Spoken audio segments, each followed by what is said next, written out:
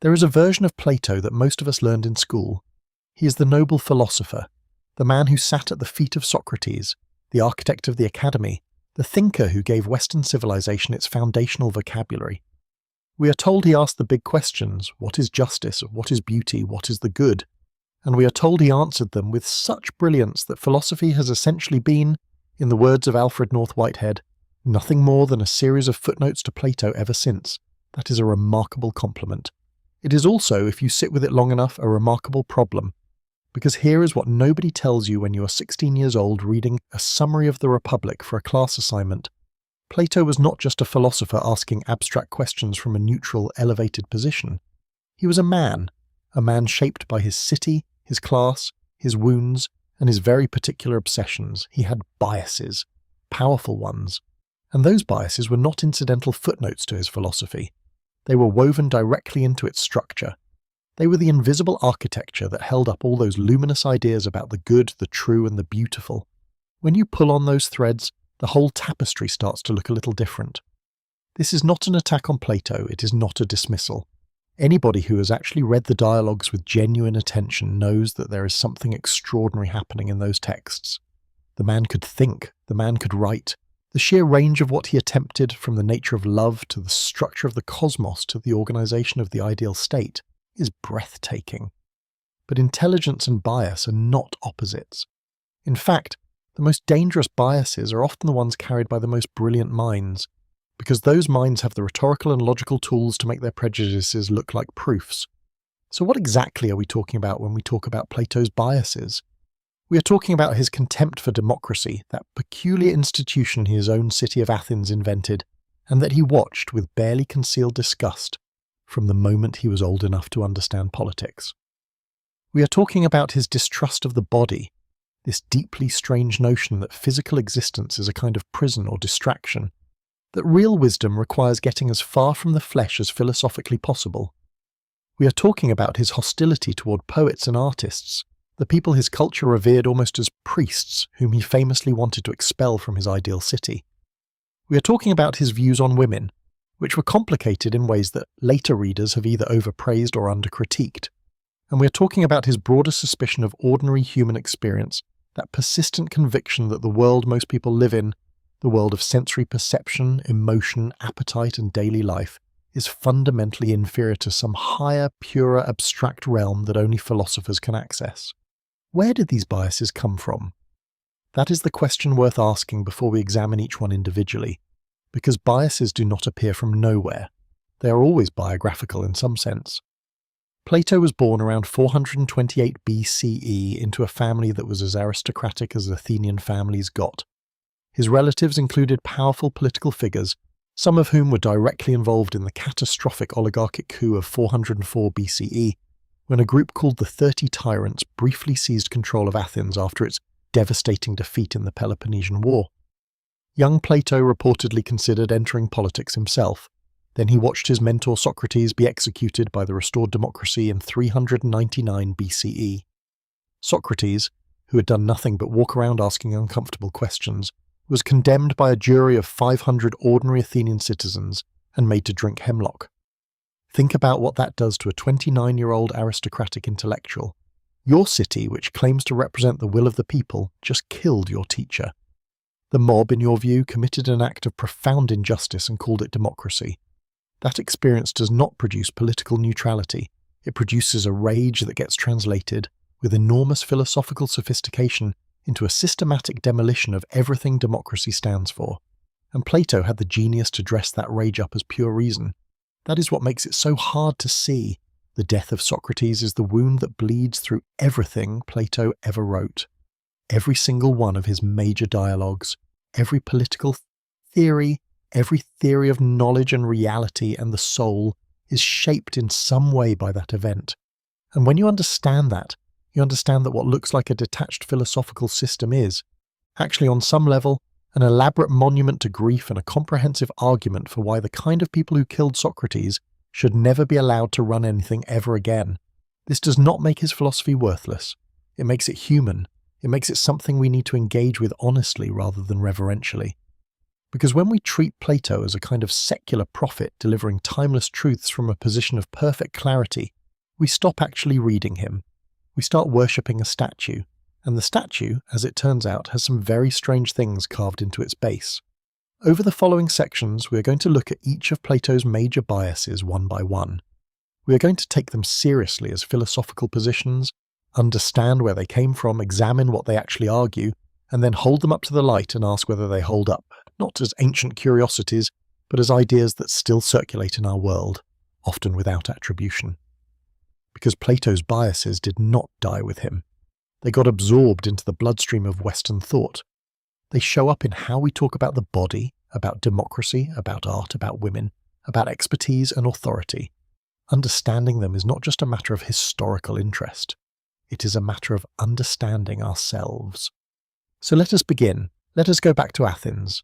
Let us read the most influential thinker in the Western tradition, not as a saint, not as a villain, but as something far more interesting, a brilliantly wounded human being who turned his personal experiences and social prejudices into a philosophy that shaped the next 2,500 years of civilization. That is the real Plato. That is the one worth meeting. If you had to pick the single most consequential political idea in Plato's entire body of work, the one that has done the most to shape how Western thinkers have talked about governance, legitimacy and power for the last 2.5 millennia, it would probably be this. Ordinary people cannot be trusted to govern themselves. That is it. That is the core of it. And Plato argues it not with the blunt, ugly contempt of a simple aristocrat who thinks the poor are inferior. He argues it with a philosophical sophistication so elegant that generations of readers have come away thinking they just read a timeless insight about human nature, rather than an extremely motivated political argument from a man whose class was losing and whose mentor was dead. Let us go back to the moment. Athens in the late 5th century BCE was a city in crisis. It had spent the better part of 30 years in a catastrophic war against Sparta, a war it ultimately lost. The defeat was humiliating in ways that are hard to fully imagine. The Athenian fleet, the pride of the empire, was destroyed. The walls of the city were torn down. A puppet government of 30 oligarchs, backed by Spartan power and enthusiastically staffed by members of the Athenian aristocracy, including Plato's own relatives, took over. They ruled through terror for about a year, executing hundreds of people, until the democracy was restored by a popular uprising. You would think this sequence of events, an aristocratic coup followed by popular restoration, might have made a young aristocratic intellectual somewhat suspicious of his own class. But that is not how biography works.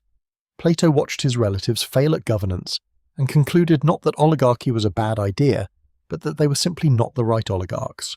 What Athens needed, in his view, was not the rule of the wealthy and well-connected. It was the rule of the genuinely wise, the philosophers, the people who, through long training in reason and abstraction, had transcended the petty distractions of appetite and ambition and could see the good directly. Then the democracy executed Socrates, and whatever ambivalence Plato might have felt about his class and its failures evaporated entirely. Democracy had now committed the definitive crime. It had killed wisdom. It had held a vote and decided that the most philosophical man in Athens deserved to die. 500 ordinary citizens, tradespeople, farmers, merchants, the kind of people whose opinions shift with their moods and their immediate self-interest, had passed judgment on a man who had spent his entire life pursuing truth, and they had gotten it catastrophically wrong. This is where the Republic comes from. It is where the famous allegory of the cave comes from. The prisoners in the cave, chained and staring at shadows on the wall, mistaking flickering images for reality. Those prisoners are the democratic citizenry. They vote for whoever tells them the most appealing stories about the shadows. They crucify the philosopher who tries to lead them out into the sunlight. The allegory is devastating. It is also, if you read it carefully, completely circular. The philosopher knows reality. The masses do not. Therefore the philosopher should rule. But how do we know the philosopher knows reality? Because Plato says so. And how does Plato know that Plato is right? Because he has ascended it from the cave. You can see the problem. In the Republic, Plato lays out his ideal state in detail that is almost unsettling in its confidence. Society should be divided into 3 classes: the guardians who rule, the soldiers who protect, and the producers who work. The guardians are philosopher kings, trained from childhood in mathematics and philosophy and music and physical discipline, gradually led toward an understanding of the form of the good. They are not elected, they cannot be voted out, they do not have families or private property, both of which Plato believes would corrupt them by giving them particular interest to protect. They rule because they are best. They know best because they have been trained to know best. There is no mechanism for appeal. There is no recourse. There is only the benevolent wisdom of those who see most clearly. What Plato never quite accounts for is the question of accountability. Who watches the philosopher kings? Who decides if their vision of the good is actually good, or if it has been subtly shaped by their own unexamined assumptions about what kind of people matter and what kind of life is worth living? The answer, in Plato's system, is nobody. You simply have to trust them. And the history of governance is basically a long, bloody argument against the idea that power without accountability produces wisdom rather than corruption. There is something important to notice about who Plato's ideal rulers are not. They are not merchants, they are not craftspeople, they are not farmers, the people who actually produce the material conditions of life, the people whose work feeds and clothes and builds the city. Those people are the least qualified to participate in its governance. Their work ties them too close to the material world, to the world of bodies and appetites and necessity, and that closeness, in Plato's view, clouds their judgment. The philosopher is qualified precisely because he has spent his life getting as far from that world as possible. The more detached from ordinary human experience you are, the more qualified you are to rule people whose lives are made entirely of ordinary human experience. This is the bias in its most naked form. Plato genuinely believed that the people whose labour and need and daily struggle constitute the actual texture of social life were the least qualified to have a voice in how that life was organised. And he dressed that belief in the most sophisticated philosophical language available, which meant it got transmitted to later thinkers not as class prejudice, but as political philosophy. You can trace a direct line from Plato's philosopher kings through Enlightenment ideas about reason and governance through technocratic ideologies in our own time, the persistent fantasy that complex problems require expert management rather than democratic deliberation, and that ordinary people's opinions are an obstacle to good governance rather than its foundation. None of which means democracy is perfect. Plato was not wrong that democracy can be manipulated, that demagogues can exploit crowds, that short-term emotional responses can overwhelm long-term reasoning. He diagnosed real pathologies, but the prescription he offered was worse than the disease. And the prescription came, if you trace it back far enough, not from pure philosophical reasoning, but from the grief of a brilliant young man who watched a jury kill his teacher and decided that juries should never be trusted again. There is a conversation that appears early in Plato's dialogue called the Phaedo, which records the final hours of Socrates before he drinks the hemlock. His friends have gathered around him, grieving, and Socrates, to their apparent bewilderment, is in excellent spirits, not resigned, not stoically suppressing fear, actually, genuinely cheerful. And when his friend Cebes asks him to explain this, Socrates gives an answer that stopped me cold the first time I read it. He says, in effect, that the philosopher has been practicing for death his entire life. That philosophy is a preparation for dying, that the body is the great enemy of wisdom and death is the moment when the soul is finally, mercifully free of it. This is the doctrine that shapes almost everything distinctive about Platonic philosophy, and it is worth sitting with it for a moment because it is a genuinely strange idea. Strange not because it is incoherent, but because of what it requires you to believe about your own existence. It requires you to believe that the life you are actually living, in your body, through your senses, feeling hunger and warmth and desire and pain, is fundamentally inferior to some other mode of existence that has no body in it at all. The real you in this picture is the soul, an immaterial thing that existed before birth and will survive after death, and that is unfortunately trapped for a few decades in flesh. The body is not your home, it is your prison. Where does this idea come from? Scholars have traced it to various sources: Pythagorean mysticism, the Orphic religious traditions that circulated in Greece in Plato's time, possibly influences from Eastern thought. But wherever it originated, Plato made it philosophically systematic in a way that had no precedent. He built his entire theory of knowledge around it. His most famous contribution to epistemology, the theory of forms, depends on the body-soul dualism in a way that is rarely made explicit in introductory philosophy courses. Here is how it works. Plato argues that the world we perceive through our senses is not really real. The beautiful particular things we see and touch are not beauty itself. The just actions we observe are not justice itself. The equal lengths we measure are not equality itself. These things are merely imperfect copies of eternal, unchanging, non-material forms that exist in a higher realm, accessible only to the intellect, not the senses. A beautiful face is beautiful because it participates in the form of beauty, but it is always an imperfect, temporary, decaying reflection of that form. The form itself never decays. It is not subject to change, time, or perception. It simply is, perfectly and eternally. This is a remarkable idea, and it has a remarkable consequence. If the body gives us only imperfect, shifting, deceptive information about a world that is itself only an imperfect copy of reality, then the body is not just philosophically unreliable, it is actively misleading. It pulls us toward the shadows when we should be looking at the light. Every appetite, every desire, every sensory pleasure, even the legitimate pleasures of food and warmth and human touch distracts the philosopher from the pure intellectual work of understanding the forms. The body does not just fail to help us find truth, it actively obstructs us. And then Plato does something quite dramatic with this idea.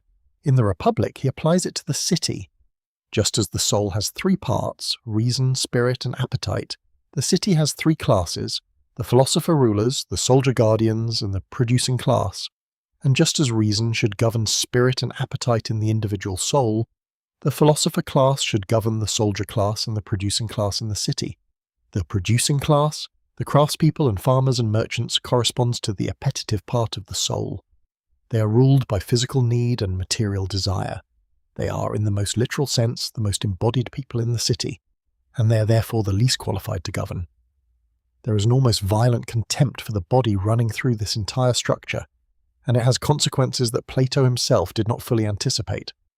Because once you establish the philosophical prestige of disembodiment, you do not just deprecate physical pleasure and sensory experience. You also deprecate the people most associated with bodies in your cultural imagination. You deprecate manual labourers, whose work is intensely physical. You deprecate women, who in the ancient Greek imagination were more closely associated with the body, with appetite, with the domestic and the material than men were.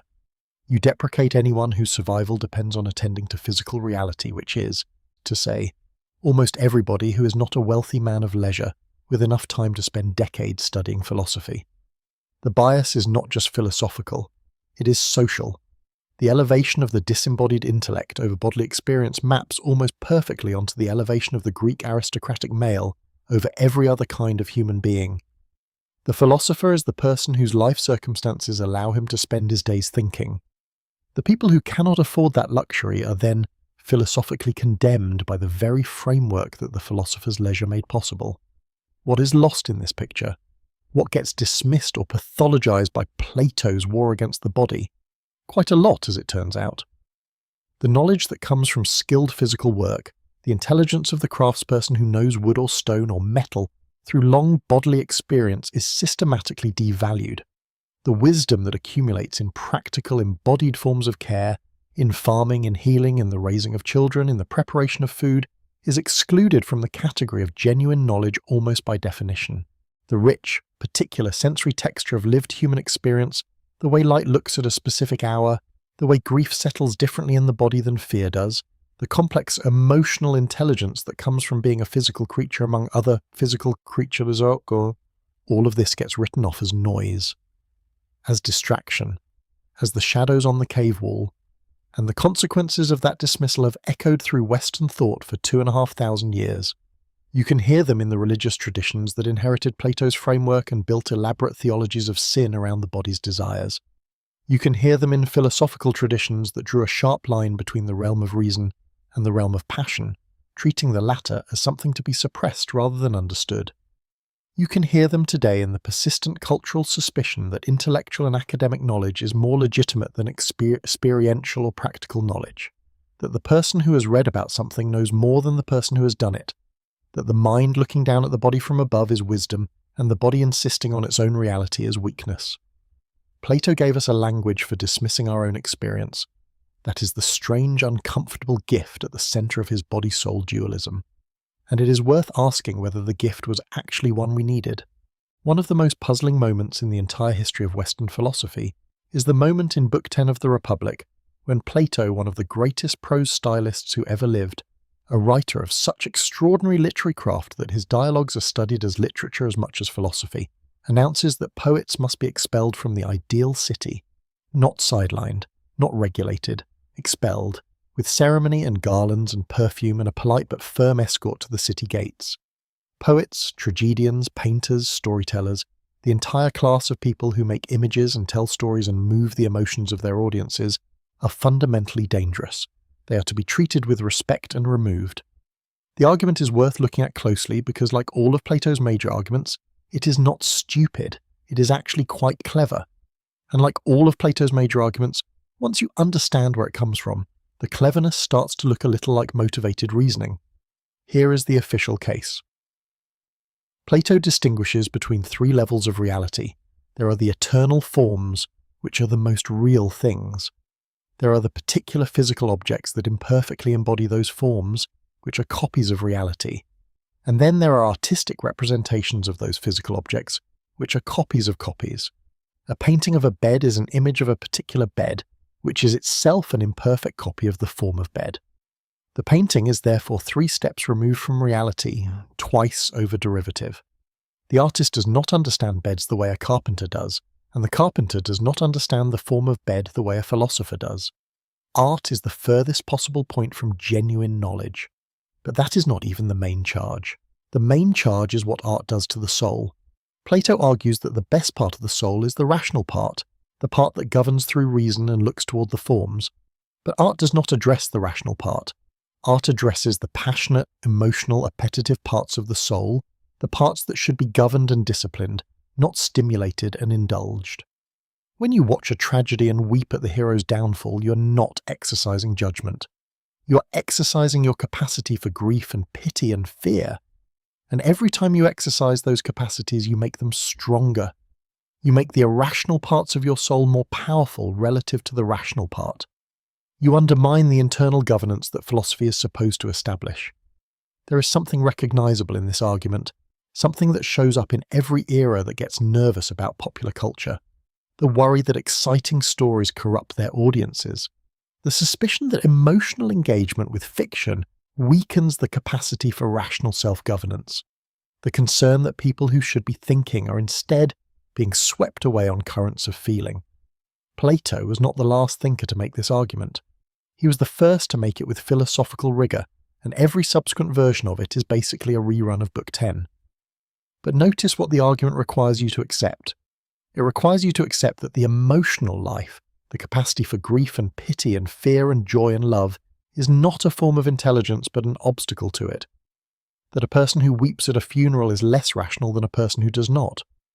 That the cultivation of emotional responsiveness, of the ability to feel what others feel, to be moved by suffering and beauty, is not part of wisdom but a barrier to it. That is an extraordinary claim. It is not obviously true. In fact, in the context of everything we have come to understand about human psychology and moral development in the 2,500 years since Plato wrote it down, it looks increasingly dubious. Because here is what Plato is actually doing beneath the philosophical argument. He's attacking the primary mode of moral education in his own culture. In Athens, it was not philosophy that shaped people's ethical intuitions. It was Homer. It was Hesiod. It was the tragedies of Aeschylus, Sophocles, and Euripides. When ordinary Athenians wanted to understand justice, loyalty, hubris, fate, the right way to live and die, they did not read Plato. They watched Oedipus discover the horror of his own unknowing knowledge. They heard Achilles rage against the diminishment of honour. They sat in the theatre during the Dionysia festival and let the stories wash over them. Poetry was not decoration. It was the moral curriculum of the culture. Plato wanted to replace that curriculum with philosophy, and to do that he needed to delegitimize the existing one. That is, at least in part, what the expulsion of the poets is about. It is a turf war dressed up as metaphysics.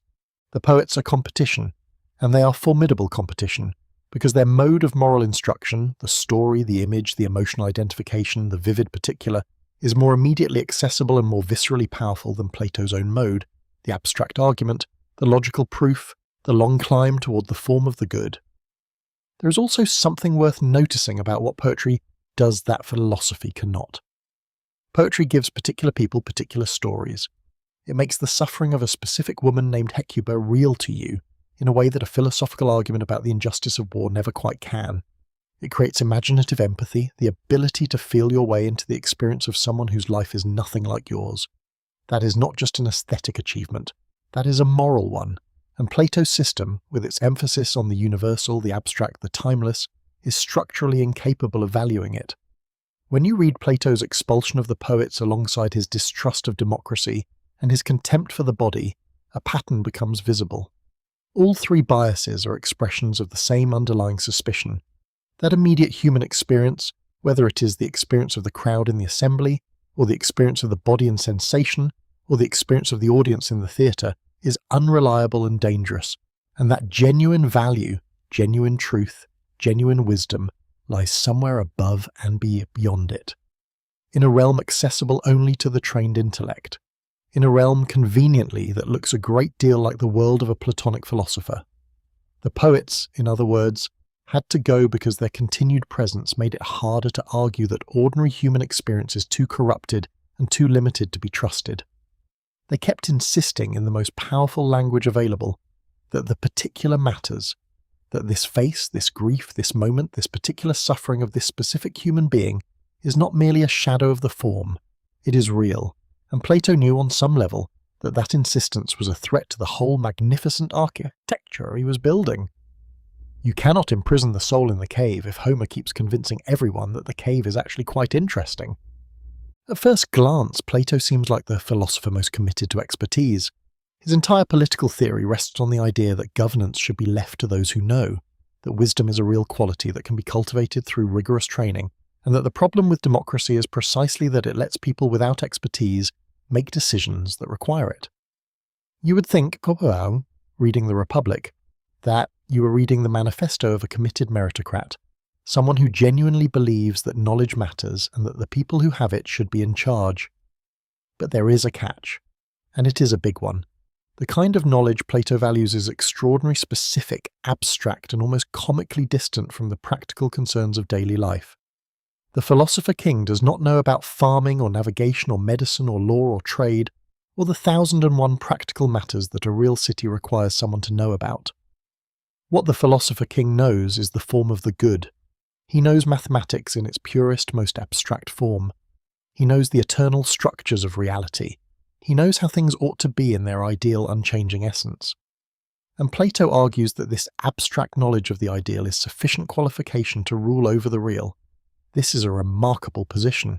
It is also, when you examine it carefully, a position that systematically privileges a very particular kind of knowledge, the theoretical, the abstract, the general, over a very particular kind of knowing, the practical, the experiential, the specific, and that hierarchy maps, again, almost perfectly onto a social hierarchy. The people whose knowledge is primarily theoretical are, in the ancient Athenian context, the educated leisure class, the people wealthy enough not to have to work. The people whose knowledge is primarily practical are the craftspeople, the farmers, the physicians, the merchants, the navigators, the people who know things because they have done them thousands of times with their bodies and their hands. Plato has a remarkable exchange in the Gorgias with a man named Callicles, who argues the opposite position, that genuine power belongs to those strong enough to take it, that nature favours the powerful over the weak, and that conventional justice is just a conspiracy of the weak to restrain the strong. Plato demolishes this argument persuasively, but in demolishing Callicles, Plato does not actually embrace the knowledge of ordinary people. He replaces Callicles' cult of power with his own cult of philosophical wisdom, which is equally exclusive, equally contemptuous of the demos, just in a more refined register. The dialogue called the Aeon is particularly revealing on this point. In it, Socrates interrogates a rhapsode, a professional performer who recites Homer's poetry who claims to understand Homer deeply. Socrates dismantles this claim by showing that the rhapsode cannot explain why Homer is right or wrong about strategy, medicine, navigation, or any of the specific practical matters Homer's poetry addresses. The rhapsode knows the poems. He does not know the things the poems are about. The navigator knows navigation. The general knows strategy. Nobody, Socrates concludes, actually knows Homer in the relevant sense, because knowing Homer requires knowing the forms that Homer's poetry imperfectly reflects, and that knowledge is not available to a mere performer. What is interesting about this argument is what it erases. The rhapsode knows something seal. He knows how to make an audience feel the weight of Homer's world. He knows which rhythms carry grief and which carry triumph. He knows how to hold 3,000 people in complete silence for 3 hours with nothing but voice and gesture and the words themselves. That is knowledge. It is just not the kind of knowledge Plato's framework has a category for, because it is embodied, relational, situational, and stubbornly particular rather than abstract, universal, and eternal. The same pattern appears in Plato's treatment of the crafts. In the Meno, Socrates argues that good craftspeople produce good work not because they understand the forms, but because they have true belief without knowledge. They can tell you what works, but not why it works in the deepest sense. The carpenter knows how to make a joint that holds. He does not know the form of jointedness. Therefore his knowledge, however reliable in practice, is philosophically inferior to the knowledge of the philosopher who has never actually made anything. This is one of the places where Plato's bias is most consequential, because what he is essentially arguing is that the knowledge that comes from doing something, from long practice, from accumulated experience, from the kind of deep familiarity that comes from having your hands in the material of something for years, is philosophically second class. It lacks the qualities, generality, certainty, abstractness that Plato associates with genuine knowledge. It is reliable but not rational, effective but not enlightened. And this prejudice against practical knowledge has had a remarkably long life in Western intellectual culture. You can see it in the medieval division between the liberal arts, the arts appropriate to free men, and the mechanical arts, the arts of craftspeople and labourers. You can see it in the modern distinction between pure and applied science, where the person doing fundamental theoretical research is presumed to be doing something more intellectually serious than the person using that research to build something useful. You can see it in the academic tendency to treat professional and vocational knowledge as less rigorous than disciplinary knowledge, the assumption that the nurse knows techniques but the doctor knows medicine, or that the experienced farmer knows tricks but the agronomist knows agriculture. There is something almost willfully blind about this hierarchy. The people who actually have to navigate the world in its full complexity, who have to make decisions under conditions of uncertainty and incomplete information and time pressure, who have to deal with the irreducible particularity of real situations rather than the tidy universality of ideal cases, those people develop a kind of intelligence that the armchair theorist cannot replicate. A doctor who has treated thousands of patients knows something about human illness that cannot be derived from textbooks alone. A teacher who has stood in front of 30 children for 20 years knows something about learning that cannot be derived from educational theory alone. A diplomat who has spent decades in actual negotiations knows something about power that cannot be derived from political philosophy alone. Plato would say they have true belief. He would grant them that. But he would insist that without the philosophical grounding in the forms, without the capacity to explain why the particular cases are the way they are by reference to their eternal, unchanging essences, their knowledge is somehow incomplete. They are good at what they do without understanding what they do. The paradox is that Plato himself was obviously highly attuned to the practical and particular. His dialogues are full of specific details, precise observations about how arguments actually unfold in conversation, sharp characterizations of real people's psychology. He clearly paid close attention to the world. He knew how to read a room. He understood irony and humour and the way people use conversation to manage their social positions. That is not abstract philosophical knowledge. That is the knowledge of an acute observer of human beings in their particularity.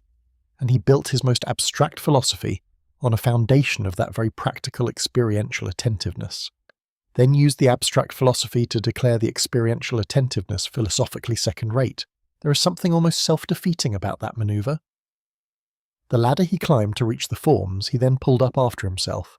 Of all of Plato's biases, his position on women is the one most likely to produce a heated argument when you bring it up in a philosophy seminar, because the facts are genuinely complicated, and people disagree strongly about how to interpret them.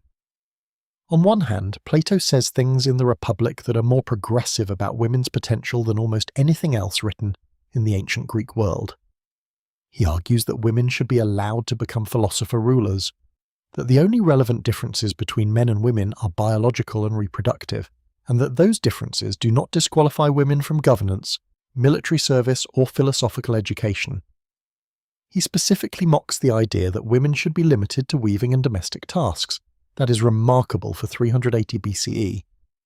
That is genuinely extraordinary. On the other hand, when Plato actually talks about women in his texts, specifically individually as characters rather than as hypothetical members of the guardian class, the picture is considerably darker. Women are consistently associated with the emotional, the irrational, the bodily, the philosophically inferior. In the Phaedo, the women who are weeping over the dying Socrates are explicitly ushered out of the room by Socrates himself before the serious philosophical conversation can begin. Their grief is portrayed as an undignified distraction from the intellectual work of facing death well. In the Timaeus, Plato describes cowardly and immoral men as being reborn as women in their next lives. That is not a statement about women's social potential. It is a statement about women's spiritual status. They are a step down from men on the ladder of soul development. And then there is the Republic itself. The famous argument for women as guardians occurs in Book 5, and is often cited as evidence of Plato's proto-feminism. But look at the argument more carefully, and you notice something interesting. Plato does not argue that women should be guardians because women have intrinsic value, or because women's experience and perspectives enrich governance. He argues that it would be irrational to waste a potentially useful resource. If some women have the natural capacities for philosophy and military virtue, then excluding them from training in those capacities is simply inefficient. It is an argument from utility, not from justice. Women who are good enough to be guardians should be admitted, but the standard, the definition of what good enough means, remains entirely defined by and for men. What this means in practice is that Plato's argument for women's philosophical capacity is structurally identical to his argument for everything else in the Republic. The best should rule, and the best is defined as those who most closely approximate the philosophical ideal, which is, without much disguise, modelled on the educated Athenian aristocratic male. Women who can match that model are welcome. The model itself is not questioned. And the educational program Plato proposes for the guardians, male and female alike, is one designed explicitly to extirpate everything associated with femininity in the ancient Greek imagination. The guardians must not weep, they must not indulge in grief, they must not allow their emotions to govern their reason. They must not be attached to particular individuals, children, family members, the specific and beloved people of their lives, because those attachments compromise their ability to serve the common good. The domestic world, the world of particular affective relationships, the world that Greek culture associated with women in the private sphere, must be systematically dismantled. The women who are admitted into this program are admitted on condition of becoming as unfeminine as possible. Their access to the philosophical life is predicated on abandoning everything Athenian culture constructed as specifically feminine about their experience. Plato is not saying women are equal to men, he is saying that some women can, with sufficient effort and training, approximate men. That is a very different claim. There is a biographical dimension here that is worth noting. Plato founded the Academy, the first institution in the Western world that functioned something like a university. We know from ancient sources that at least 2 women attended, Axiothea of Phlius and Lasthenia of Mantinea. One source claims that Axiothea disguised herself as a man to gain entrance. Whether or not that particular detail is accurate, the fact that it was recorded and circulated suggests something about the environment. Even in the institution whose founder had theoretically opened the guardian class to women, actual women navigated a space defined by and for men. This tension between the theoretical openness and the practical architecture runs through Plato's gender politics like a fault line. He gives with one hand and takes with the other. He opens a door and simultaneously defines everything on the other side of it as requiring women to become something other than what Greek culture allowed them to be. Compare Plato's position to Aristotle's, his most famous student, and you appreciate in a dark way what Plato was doing even in his most generous moments.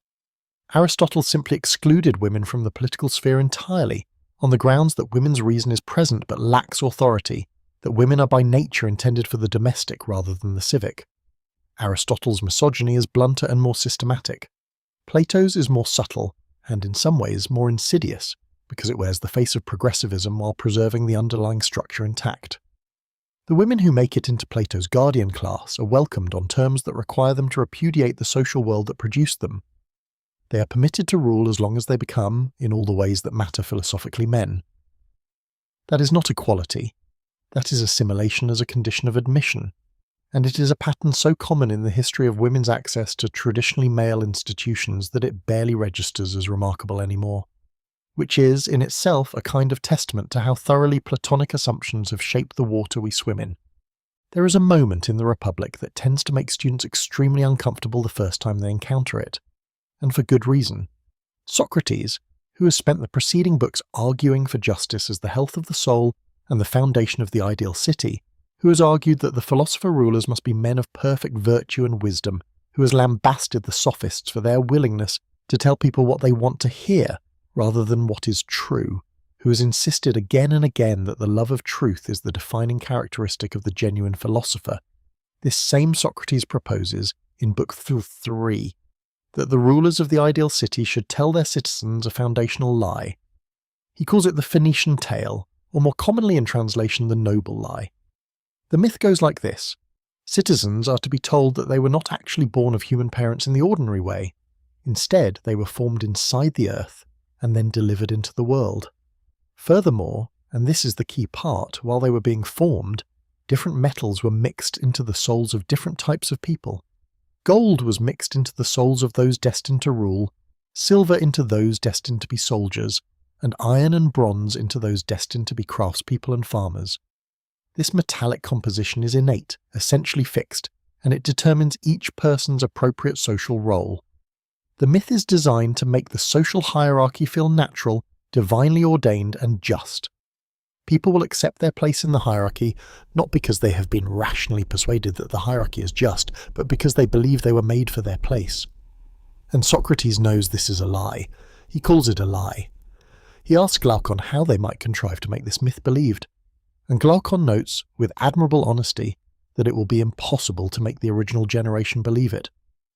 They will have to start with the children and gradually, over generations, get the myth embedded deep enough in the culture that it becomes simply how things are. Take a moment with that.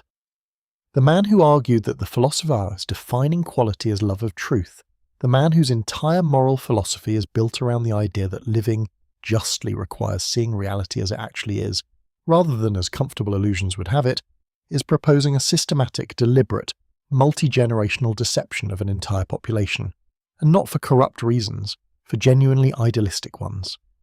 The noble lie is supposed to create social cohesion and acceptance of the just hierarchy.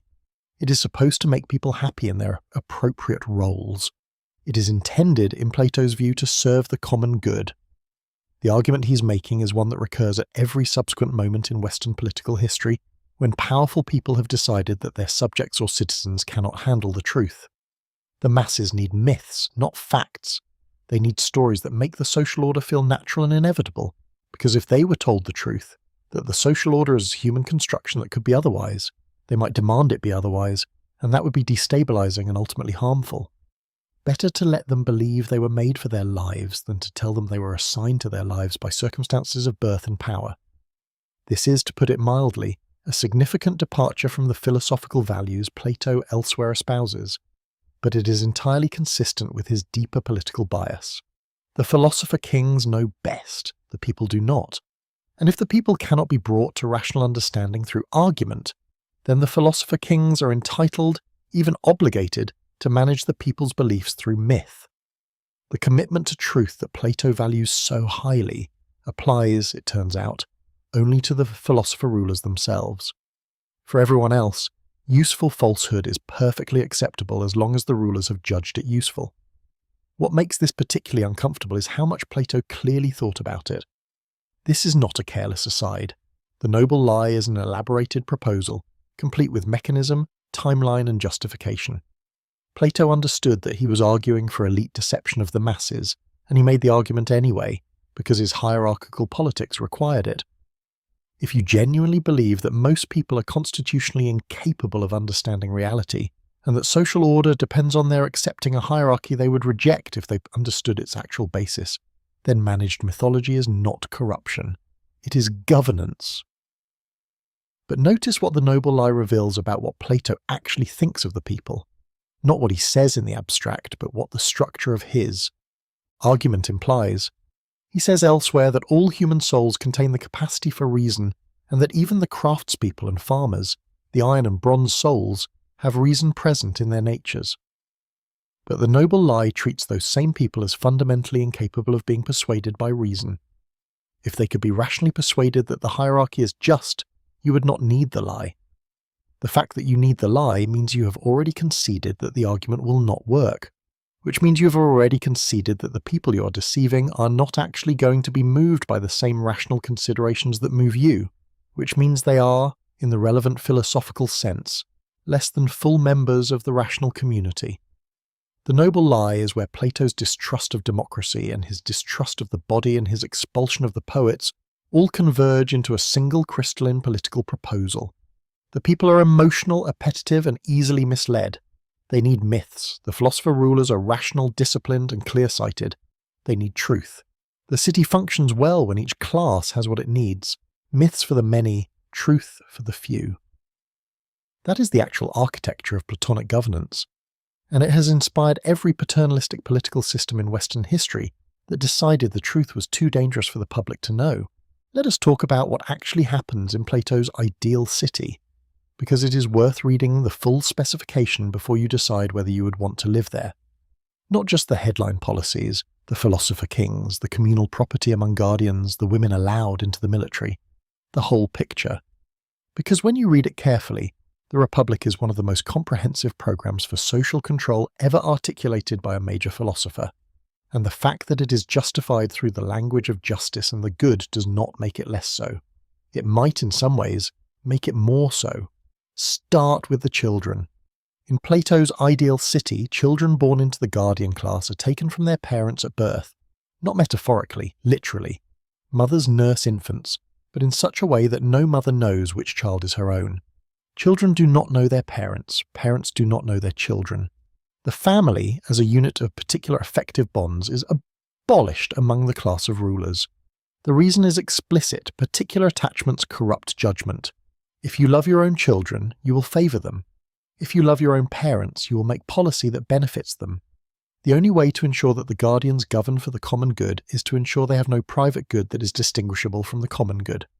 So the family is eliminated and replaced with a citywide kinship in which every guardian is, nominally, the sibling or parent or child of every other guardian. This sounds almost utopian if you read it quickly. Universal brotherhood, community, solidarity. But think about what it actually means for the human beings inside it. No particular love, no singular attachment to another person that distinguishes that person from all others. No private space in which you are known and valued not as a guardian, not as a member of a class, not as a function in a social organism, but simply as yourself. The guardians are not permitted to be persons in the full, particular, embodied sense that we mean when we use that word. They are permitted to be roles. Then consider the music. Plato proposes strict regulation of which musical modes are permitted in the city. The Lydian and the Mixolydian modes, which he associates with lamentation and excessive pleasuring, are to be banned.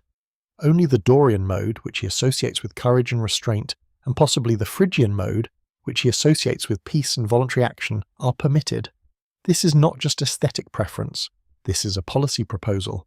The state controls what music you are allowed to hear, because certain kinds of music shape the soul in certain ways, and the state requires souls shaped in one particular way and not others. The same logic applies to poetry. We have already discussed the expulsion of the poets, but it is worth emphasizing that the expulsion is not total. There is poetry permitted in the ideal city. It is poetry that celebrates courage in battle, wisdom in governance, and acceptance of one's social role.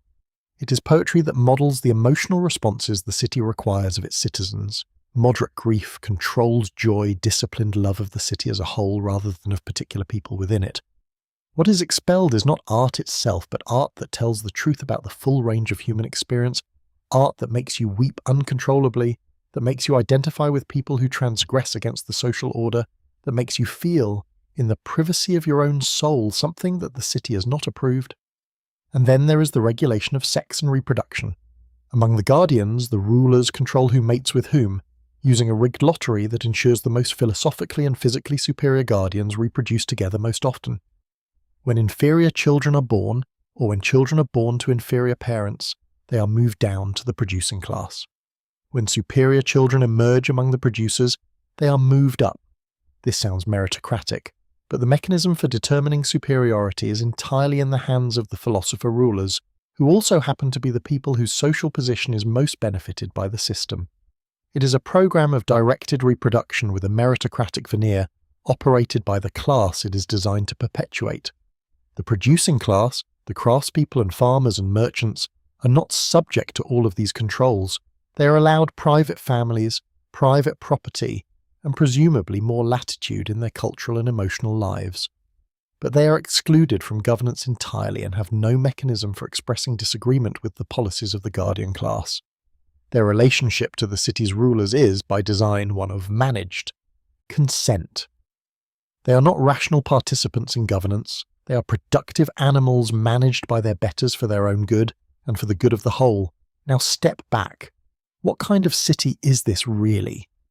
It is a city where the rulers have no families and no private property, not because this is a burden they bear willingly as a sacrifice, but because, Plato argues, they ought to be glad of it, since having no private goods means having no conflict between personal interest and public duty. It is a city where culture, music, poetry, and art are controlled by the state for the purpose of shaping citizens' souls toward the approved emotional configuration. It is a city where reproduction among the ruling class is directed by the rulers themselves for the purpose of maintaining philosophical quality across generations. It is a city where the majority of the population has no voice in governance and no philosophical justification for why they should. It is a city that functions as Plato requires the individual soul to function, with reason absolutely sovereign over every other human capacity. Karl Popper, in his landmark work The Open Society and Its Enemies, identified Plato as one of the founding fathers of totalitarianism. That is a serious charge, and it is worth taking seriously. Plato did not want a death state or a terror state. He wanted genuinely a good city. But the good city, in his vision, is one where the truth about the common good is known by a small class of rulers and then imposed on everyone else through a combination of institutional design, cultural control, selective reproduction, and foundational myth-making. And the defining feature of that city is that its citizens have no legitimate mechanism for disagreeing with the people in charge. That is the logical destination of a philosophy that begins with distrust of ordinary experience, distrust of democracy, and the conviction that a small class of philosophical specialists is uniquely qualified to know what is good for everyone. The ideal becomes a prison. The pursuit of the form of justice produces a city that looks, in its actual operation, a great deal like injustice. There is a group of people who appear in Plato's dialogues as the primary villains, not tyrants, not generals, not criminals, but intellectuals. Specifically, they are professional teachers of rhetoric and argumentation who travelled from city to city in the ancient Greek world, charging fees to teach young men, mostly the sons of wealthy families who wanted to succeed in democratic politics, how to speak persuasively in public. They were called sophists, and Plato despised them with an intensity that goes well beyond philosophical disagreement. He despised them the way a person despises someone who represents something they consider a fundamental corruption of what matters most.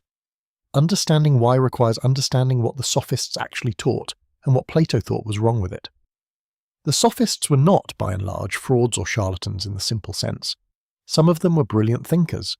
Protagoras, the most famous, articulated positions about the relativity of human knowledge and the constructed nature of social conventions that anticipate debates we are still having today.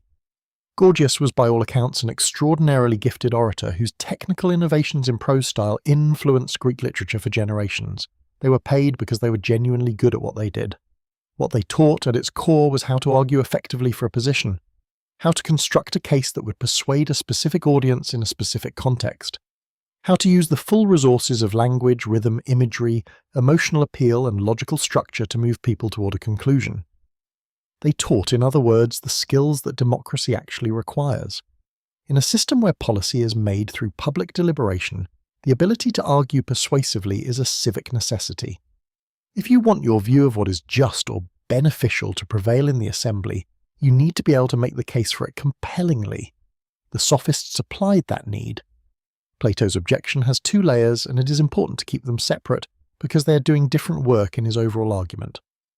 The first layer is philosophical. The sophists teach the skill of persuasion, without regard to whether the position being argued for is actually true or actually just. A good sophist can make the worst case appear the better. This is the charge Aristophanes makes against Socrates himself, actually, in The Clouds, which Plato found both amusing and infuriating. The sophists, Plato argues, are merchants of appearance rather than servants of truth. They teach people how to win arguments, not how to think correctly. And since winning an argument and being right are entirely different things, the sophists are actively dangerous to the pursuit of genuine knowledge. This objection has real force. There is something genuinely troubling about a skill that can be used to argue any position regardless of its truth. The history of politics, law, and public discourse is full of examples of brilliant argumentation in the service of demonstrably false or harmful positions. The anxiety about sophistry is not simply Platonic snobbery. It is a real concern about the relationship between persuasion and truth. But then there is the second layer, which is more specifically Platonic and considerably more problematic. Plato objects not just to persuasion divorced from truth, but to persuasion itself as a mode of addressing an audience as fundamentally inferior to demonstration. In the Gorgias, he distinguishes between rhetoric, which addresses the emotions and operates through probability and plausibility, and dialectic, which operates through rigorous logical argument and aims at genuine knowledge. Rhetoric can move people, dialectic can convince them. And moving is not the same as convincing. Emotion-based assent is not the same as rational understanding. The sophist makes you feel that he is right. The philosopher makes you see that he is right. The problem is that this distinction, compelling as it sounds, carries a deeply elitist implication. Because the kind of audience that can be addressed through pure dialectic, through rigorous logical argument without any rhetorical accommodation of emotional and particular concerns, is a very small audience. It is specifically the audience that has already undergone the kind of philosophical training Plato prescribes. For everyone else, for the vast majority of human beings who have not spent years studying abstract mathematics and philosophy, the purely dialectical mode is inaccessible. It requires a level of abstraction from ordinary experience that most people cannot achieve in the time available for public deliberation. Which means that Plato's alternative to rhetoric is, in practice, an alternative available only to other philosophers. When Plato objects to rhetoric as a mode of democratic governance, what he is objecting to is the only mode of governance that could actually work in a democracy with a diverse, non-philosophically trained citizenry. The sophists were teaching the skills that democratic governance actually requires. Plato was objecting that those skills were philosophically inferior to skills that democratic governance cannot actually use. There is also a more personal dimension to Plato's hostility to the sophists. They charged fees. This was, in the ancient Greek intellectual world, considered slightly disgraceful. Knowledge in the Socratic tradition was too important to be commodified. You gave and received it as a gift, as part of a philosophical relationship, not as a commercial transaction. The sophists' willingness to take money was evidence for Plato that they did not have genuine wisdom but merely the appearance of it. A person who truly possessed philosophical wisdom would not sell it any more than a person who truly loved someone would demand payment for their company. This argument has a surface plausibility and a profound bias running beneath it. The aristocratic Plato, who did not need to charge fees because he had enough family wealth to found an institution of his own, could afford to idolize knowledge as a gift freely exchanged among intellectual equals.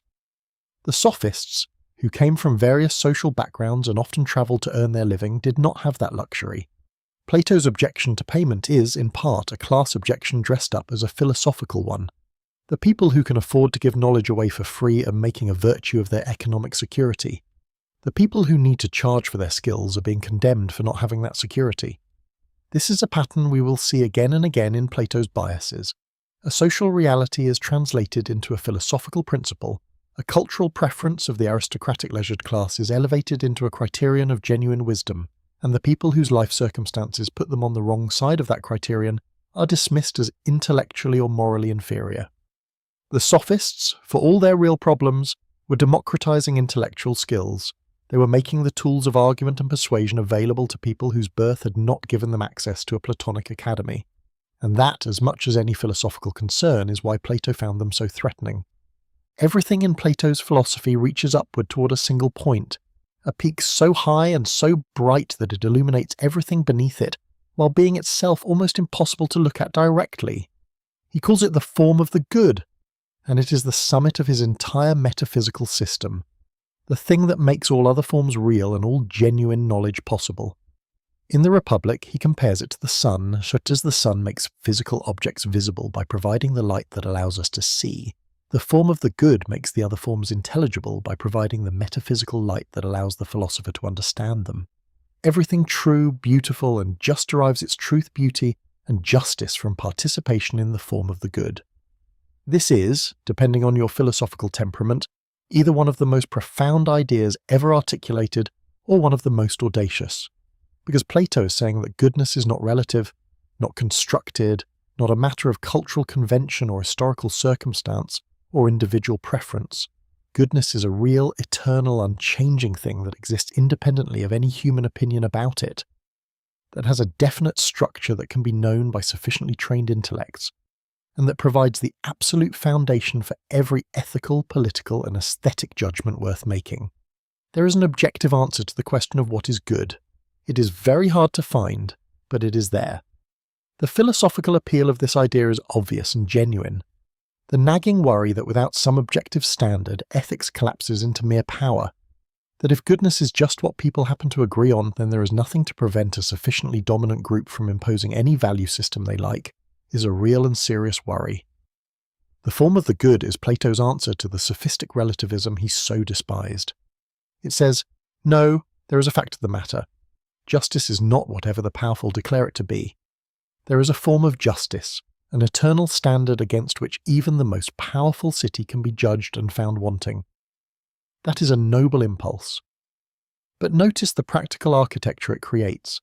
The form of the good exists. Only the philosopher-rulers, through their training, can access it. Therefore, the philosopher-rulers are the only people who can know what goodness actually is. Therefore, everyone else's conception of goodness is, at best, approximation and at worst, dangerously mistaken. Therefore, the philosopher-rulers have the authority to override everyone else's moral judgments, including the judgments of the people being governed, including the judgments of the people being most directly affected by the policies in question. This is metaphysical authoritarianism. It uses the machinery of the theory of forms to transform a social and political hierarchy into an epistemological one.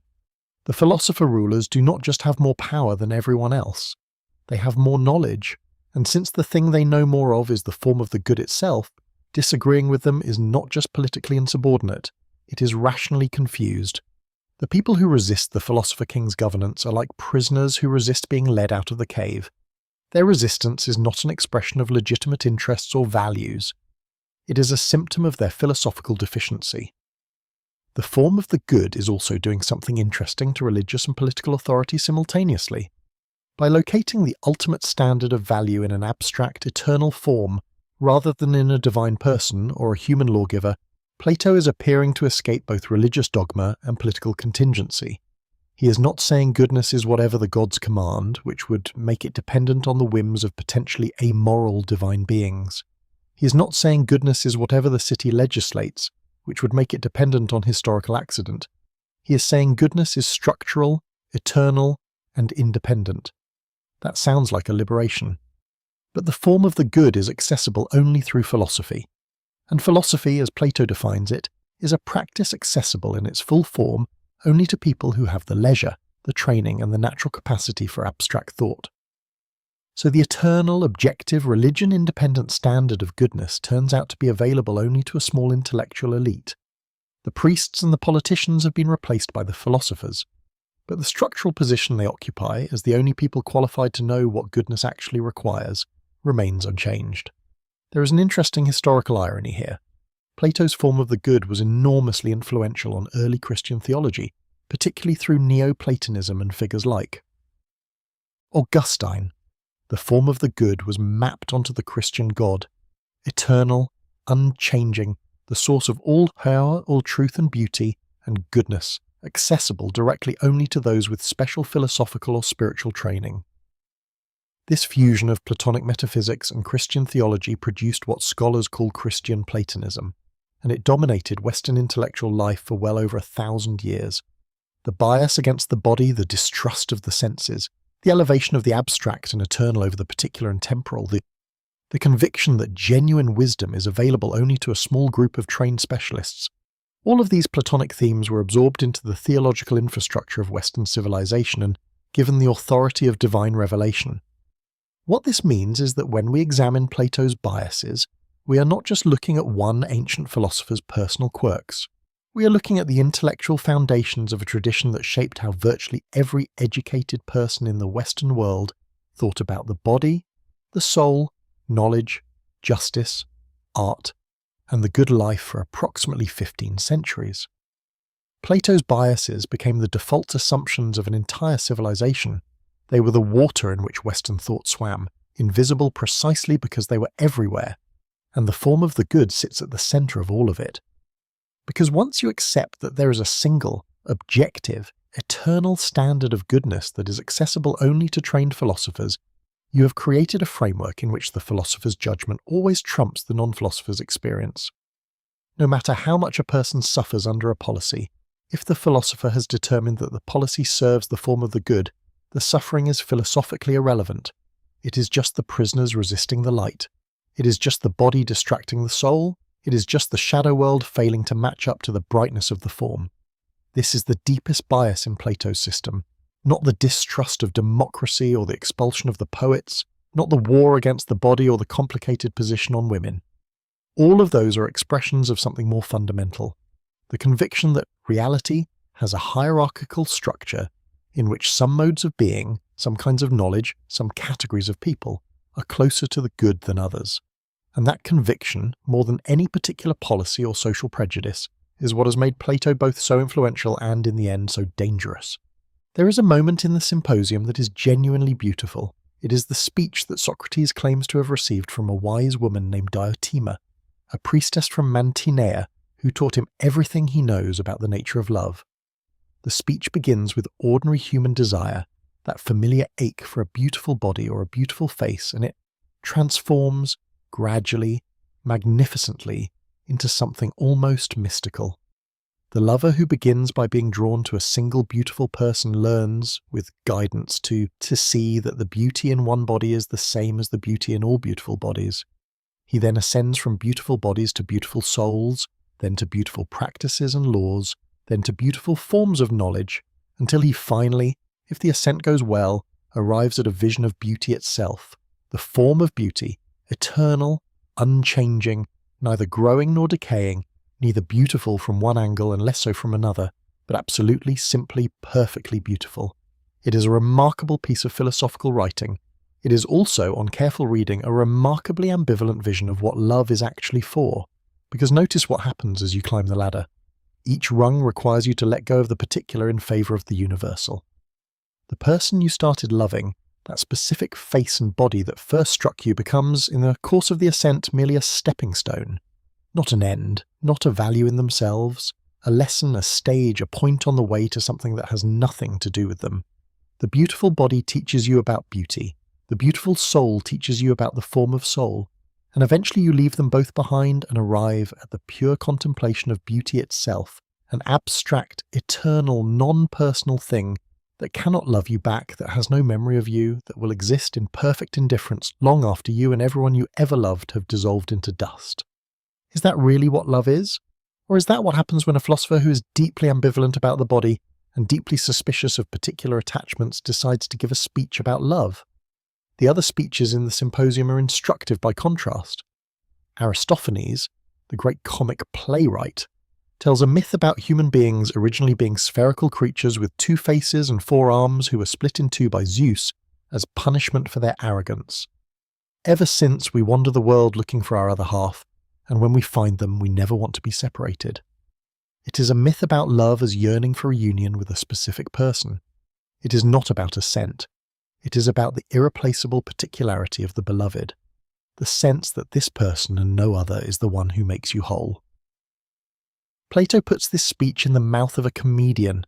He treats it with affection and some condescension. It is charming. It is not serious philosophy. The serious philosophy is Diotima's ladder, where what begins as love for a specific person is gradually refined into something that no longer requires a person at all. This is Plato's bias against the particular made fully visible. The greatest love in his picture, is not love for any individual human being. It is love for an abstraction. The form of beauty does not have a face. It does not have a history with you. It cannot surprise you or disappoint you or hold you while you grieve. It will not miss you when you are gone. It is not in any sense that ordinarily matters when we use the word love, something you can love. You can contemplate it. You can be overwhelmed by its perfection. But the reciprocity, the mutual vulnerability, the stubborn particular of two specific people choosing each other in the full knowledge of each other's flaws and mortality, none of that is present. There is also the famous question of what role women play in the symposium. Diotima is the source of the speech's highest wisdom, which is interesting. But she is not present at the symposium. The dinner party is entirely male. The serious conversation about love is taking place in a context where women are entirely absent, unless you count the flute girl who is politely asked to go entertain herself elsewhere so the men can talk. The symposium takes place in a world where erotic love between men, between an older man and a younger one, is the culturally privileged form of desire, the one most easily combined with intellectual companionship and the visa's philosophical project. The love that ascends Diotima's ladder most naturally is, in the context of the text, male love for male beauty. This is not a minor detail. The entire philosophical framework of the symposium, the idea that desire for beautiful bodies can be redirected and refined upward toward the contemplation of beauty itself, is built on a very specific cultural context in which certain kinds of desire were associated with intellectual seriousness and others were not. The love of the mother for the child, intense, particular, bodily, utterly resistant to abstraction into a contemplation of motherhood as a form, is not part of Diotima's ladder. The love of the craftsperson for the material they work, the intimate, sensory, specific knowledge of wood or clay, is not part of Diotima's ladder. The love of the farmer for a particular piece of land, the way that attachment is woven through with memory and labour and seasonal rhythm, is not part of Diotima's ladder. Only the love that most resembles Greek aristocratic male intellectual desire, the desire for beautiful ideas through beautiful young men, is available as a starting point for the ascent. Everything else is left behind at the bottom, and then Plato congratulates himself for creating a universal theory of love. What the symposium really is, if you read it without reverence, is one of the most eloquent arguments ever made for why the particular, the specific, the mortal, the bodily, the irreplaceable individual does not ultimately matter.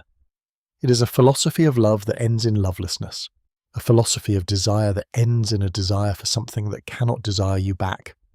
And it does this not through cynicism or cruelty, but through an idealism so elevated that it simply forgets, on the way up, what it left behind. That is the deepest thing worth saying about Plato's ladder of love.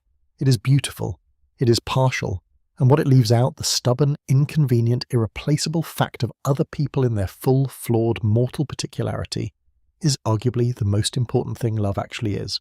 At the very end of the Republic, after all the political theory and the philosophy of education and the allegory of the cave and the arguments about justice, Plato does something unexpected. He tells a story, not an argument, not a proof, a myth. The myth of a soldier who dies in battle, travels to the afterlife, witnesses the mechanism by which souls choose their next lives, and then comes back to tell about it.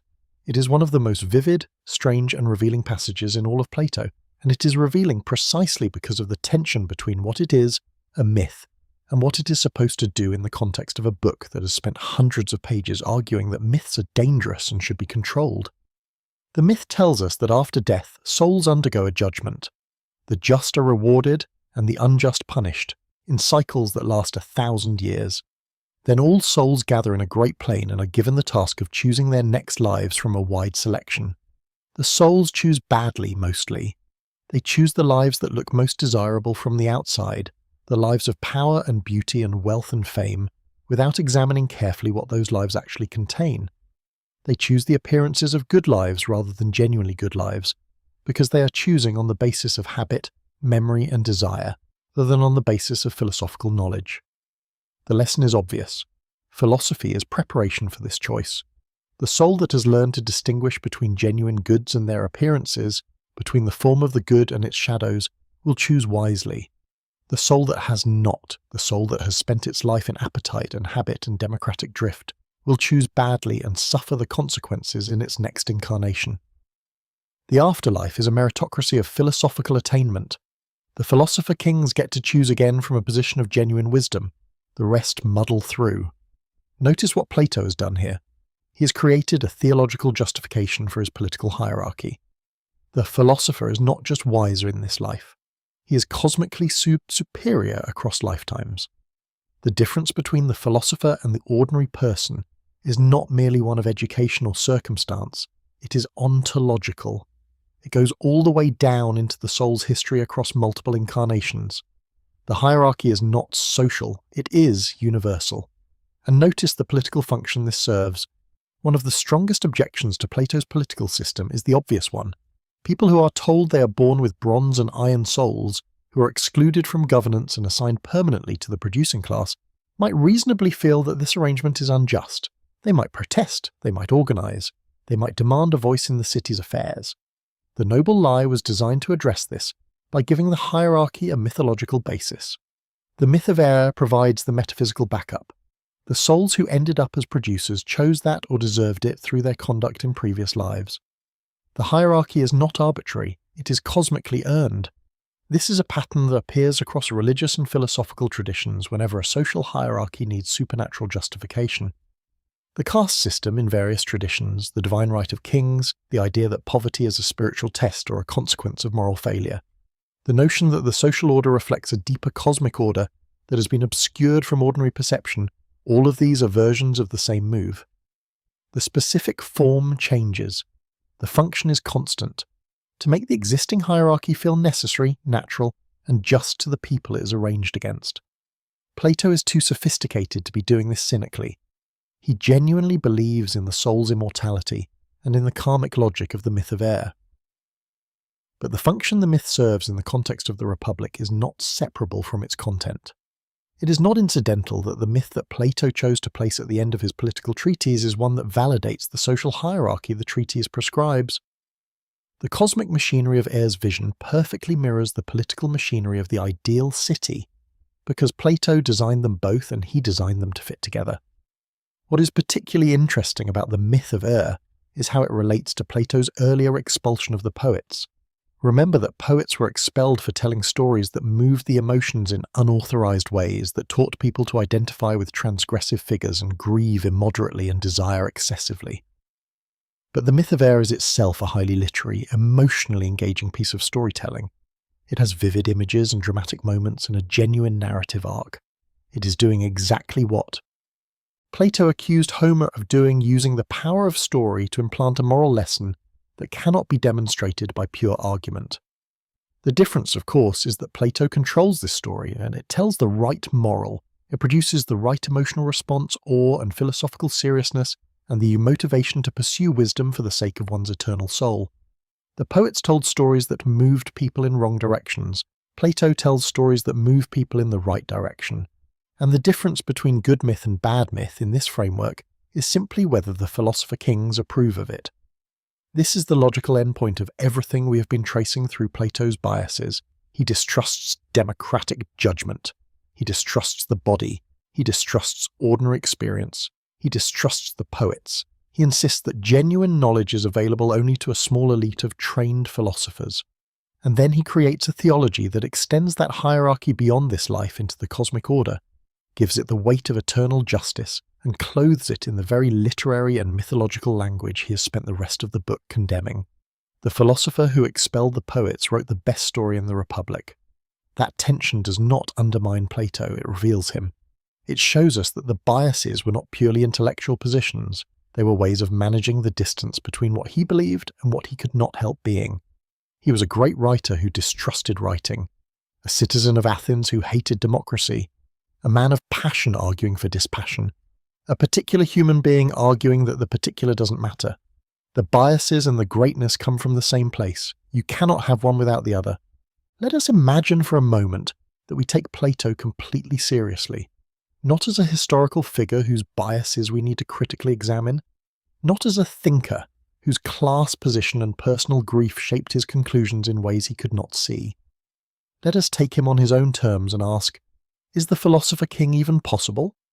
Is the being Plato describes the person who has trained for decades in mathematics and abstract philosophy, who has transcended the pull of personal interest and bodily desire, who can see the form of the good directly and govern from that vision with perfect justice. Is that a coherent description of a real human being? Or is it a fantasy, and if so, what kind of fantasy and what is it for? The training program Plato prescribes for the future rulers of his city is extraordinary in its ambition and its duration. Children selected for potential and enter an initial phase of musical and physical education designed to produce souls that are harmonious, courageous, and temperate. From about age 20, those who have shown the most promise begin serious mathematical study. Arithmetic, geometry, stereometry, astronomy, and harmonics, all studied not for their practical applications but for their capacity to turn the soul's attention from the world of change to the world of eternal structure. From about age 30, the best of the survivors begin the study of dialectic, the direct philosophical investigation of the forms through rigorous argument and logical analysis. This continues until age 50, when those who have persisted and proved themselves begin their actual service as rulers of the city. 50 years old, 35 years of preparation.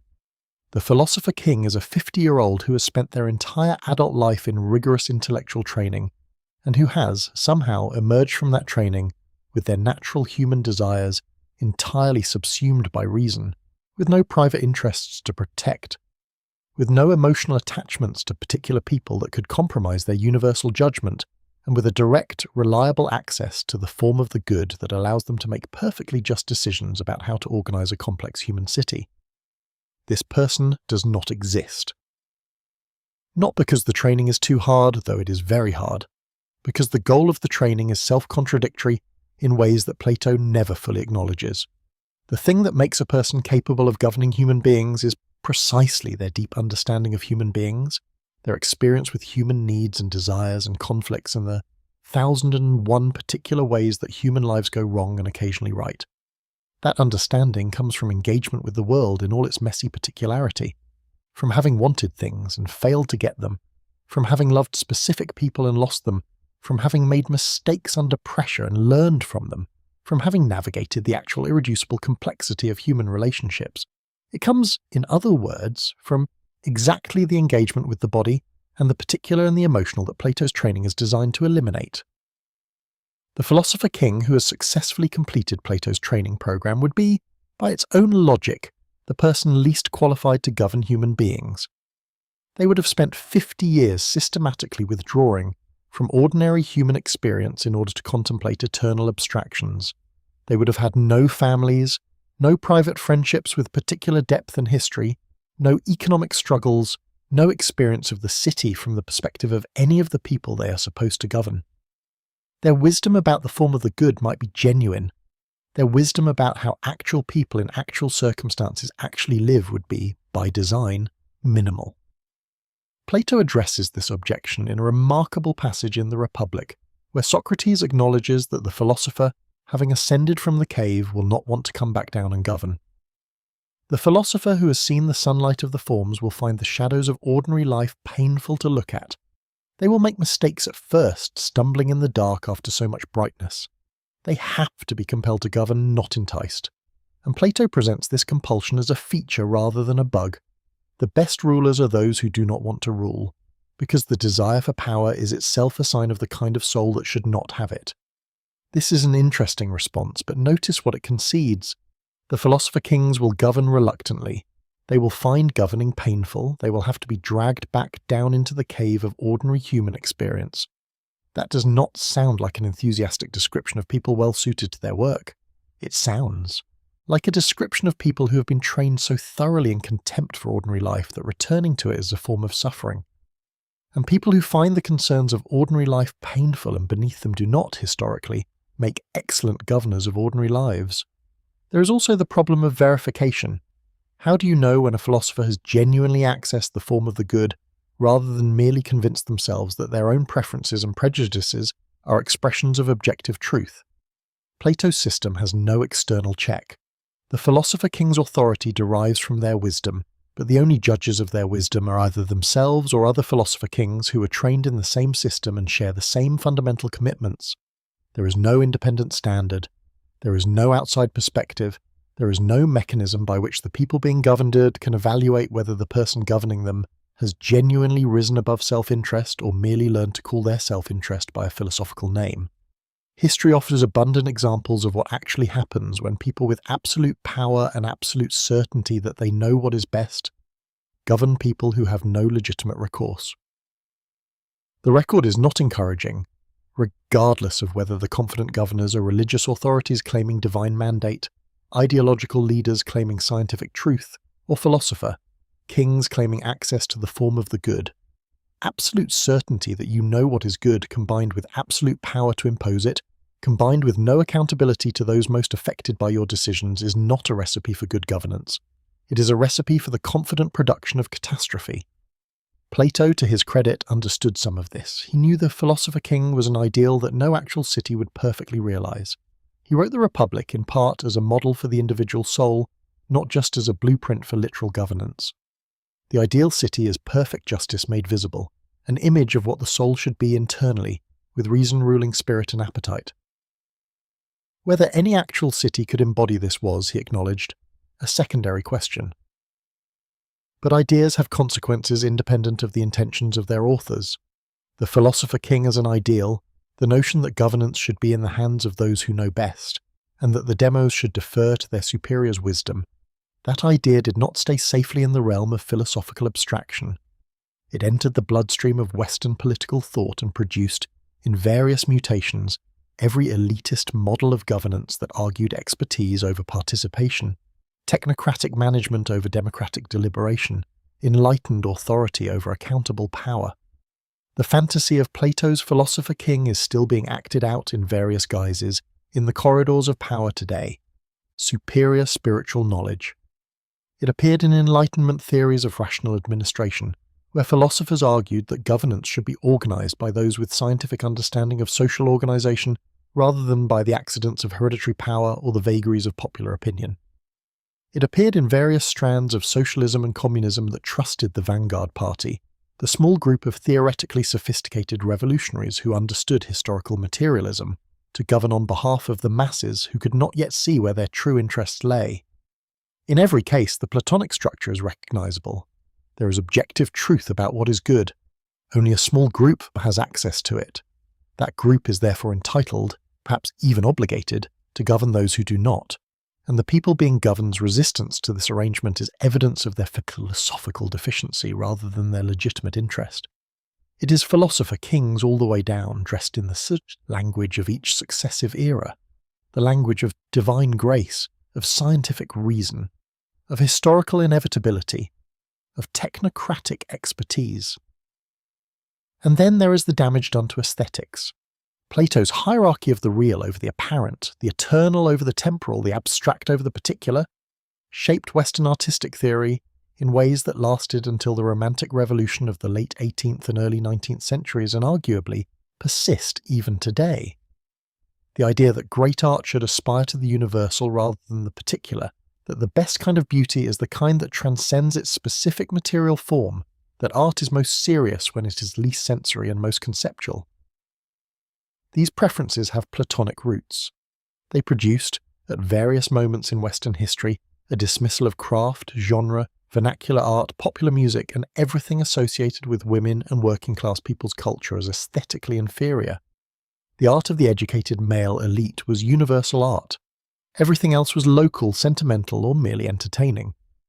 What we are left with, when we trace all these threads, is a civilization that has spent 2,500 years being shaped in large part by the biases of a grieving aristocratic Athenian genius who decided, after watching his mentor be executed by a democratic jury, that ordinary people could not be trusted with the truth, the arts, their bodies, or governance. He was brilliant enough to make those biases look like proofs. He was influential enough to make those proofs look like foundations, and we have been living in the house he built and failing to see the cracks in it for a very long time. We have spent 14 sections dismantling something, or at least trying to, taking apart the Platonic consensus that so much of Western thought is built on, exposing the personal grievances and class interests and metaphysical assumptions that hold up what looks from a certain angle like a purely rational philosophical system. That is a necessary work, but it is not the last word, because the question that follows all this critical examination is the one that actually matters. What do we do with Plato now? The easy answer is to simply reverse him. If Plato distrusted democracy, trust it absolutely. If he expelled the poets, celebrate them unconditionally. If he waged war on the body, declare the body sacred. If he excluded women and labourers from the philosophical life, insist on their full inclusion. If he built his system on the form of the good, abandon all claims to objective value. Just flip the hierarchy and move on. That would feel satisfying. It would also be ultimately shallow, because you cannot undo 2,500 years of intellectual history by simply saying the opposite of what Plato said. The opposite of a bias is still organised around the bias. What we actually need to do is more difficult and more interesting. We need to do what Plato himself could not quite manage. We need to hold the greatness and the failure together without letting either one erase the other. The greatness is real. The Platonic question about the nature of knowledge, about whether there is something beyond the shifting flux of appearance that can be called truth, is not a question that gets answered by pointing out that Plato had a class background and a political agenda. The puzzle is genuine. If all our knowledge is merely perception, and perception is always partial and situated and influenced by our interests and emotions, how do we ever get beyond the cave? How do we distinguish between believing something because it is true and believing it because it flatters us, or because everyone around us believes it, or because we were conditioned to believe it from childhood? The Platonic anxiety about the reliability of ordinary human perception did not come from nowhere. It came from honest attention to the ways human beings deceive themselves and each other. And it is an anxiety we have not resolved. The question about justice is similarly genuine. Is justice merely what the most powerful say it is? Is there no appeal beyond the contingent decisions of the people in charge at any given moment?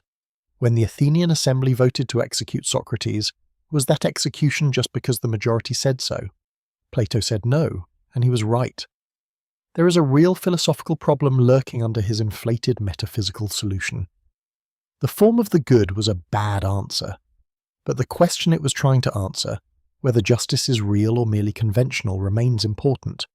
Every human rights argument, every appeal to universal principles of dignity and fairness, every case made that this law or this policy is unjust regardless of whether the majority supports it, is working in the philosophical space that Plato opened. What we need to keep from Plato, then, is the ambition and the seriousness, the insistence that philosophy matters, that the examined life is worth pursuing, that the question of how to live justly is the most important question, that truth is worth fighting for even when it is uncomfortable, that complacency and self-deception are genuine dangers, not just to individual souls but to entire civilizations. All of that remains vital. What we need to reject, or at least rigorously examine, is the hierarchical, exclusionary architecture that Plato built his answers into. We need to reject the idea that ordinary human experience, bodily, emotional, particular, democratic, artistic, is the problem. We need to reject the idea that the cultivation of abstraction is the cure. We need to reject the idea that a small group of sufficiently trained intellects can know what is good for everyone and are entitled to govern on that basis without accountability. We need to reject the idea that the people most qualified to understand human life are the people who have most thoroughly removed themselves from it. And we need to insist, against the entire weight of the Platonic tradition, on the philosophical significance of particularity, the particular face, the particular grief, the particular knowledge that comes from doing something with your hands for 20 years, the particular perspective of the person most directly affected by a policy, the particular story that no abstract principle can fully capture. These things are not philosophically inferior versions of the universal. They are the actual texture of human. Experience and a philosophy that cannot account for them is not a philosophy of the real world. It is a philosophy of an ideal world that does not exist and that, when you try to build it, tends to produce something very dark. We also need to think carefully about the relationship between philosophical training and political authority. Plato was not wrong that democracy has pathologies, that it can be manipulated by demagogues, that short-term emotional responses can overwhelm long-term reasoning, that expertise is real, and that people without expertise can make catastrophically bad decisions in their domains. He was wrong that the solution is to give power to those with training and take it away from those without. The solution is something more complicated and more humble, building institutions that draw on expertise while remaining accountable to those most affected by decisions, that create space for long-term reasoning without eliminating the legitimate voice of people with immediate and particular interests at stake. Democracy's problems are not solved by replacing it with something better. They are addressed by the harder, slower work of building better democracies. Plato gave us a vocabulary for asking the hardest questions. He also gave us a set of answers that we have been living inside for too long. The task now is to use the vocabulary while dismantling the answers, to take the questions seriously, while recognizing that the answers were always in part the expression of a man who was brilliant and wounded, and wrong in ways he could not afford to see. There is a passage near the end of the Phaedo, as Socrates is about to drink the hemlock, where he tells his friends that we should treat every philosophical account, including the ones he has just offered, as something provisional, worth following as a raft across dangerous waters, but never as land, never as something you can simply stand on without the risk of it shifting under your feet. He says this with characteristic Socratic irony, and it is worth taking him literally. Even Plato's Socrates knew that the greatest danger in philosophy is mistaking a compelling argument for a final truth. We owe Plato this, to read him with the full seriousness he deserves, not to worship him, not to dismiss him, to engage him honestly, to follow the arguments as far as they go and then to stop exactly where he could not stop and ask who is left out of this picture, whose experience is being dismissed, what the hierarchy is built on, and whether the foundation is actually as solid as the elegant architecture above it suggests. That is what he taught us to do. He just could not quite manage to do it to himself. That is what makes him human. And that is why 2,500 years later we are still arguing with him, which is probably exactly what he would have wanted.